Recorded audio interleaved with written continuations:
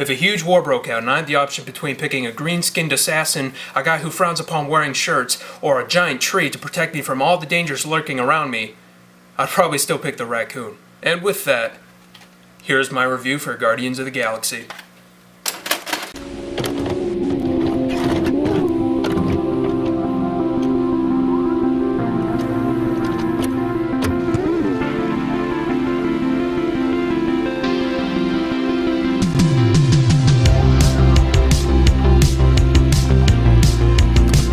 Okay, so I'm going to say it right away that I really did not look too deeply into this movie before its initial release. I saw a couple glimpses of the trailers, but I never really dug too deep into them. So I'll put it this way, I went into this movie absolutely knowing nothing, and I'm leaving it as a fan of this franchise. An awesome space action comedy that's actually hilarious. What is not to love about this? So you got Chris Pratt leading this whole band of misfits known as the Guardians of the Galaxy.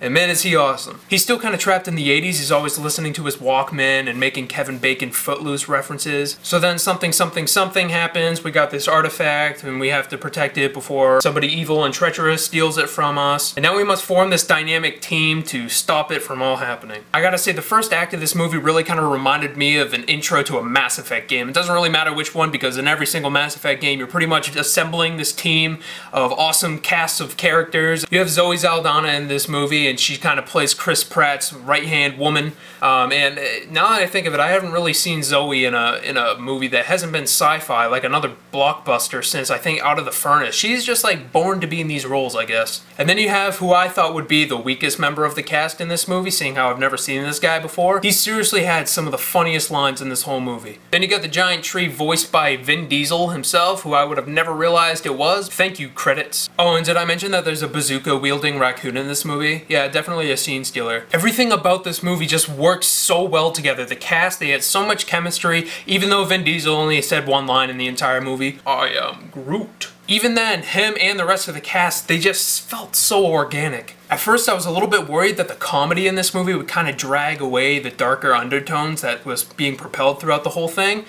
But in the end, it was the #1 thing that I will remember about this movie. Absolutely gut-busting. The one downside I have with this movie is that the main villain wasn't really all that inspired. I mean, he was there, he got the job done, he definitely kind of overshadowed the evil factor, but I still think Michael Rooker in this movie was way more interesting as a bad guy. So with all that said, I'm gonna give this movie a solid A, because when I was in my movie theater seat and I was 83% sure that my bladder was about to explode and release deadly toxins into my entire circulatory system and kill me within a matter of hours, I still could not bring myself to get out of my seat and go use the restroom. The movie was just that fun, that captivating, and it sold me. So thank you for watching this video, guys, and if you liked the review, please subscribe. If you don't, that's okay. I'll only cry a little bit. But until next time, guys, I'll see you in the next one.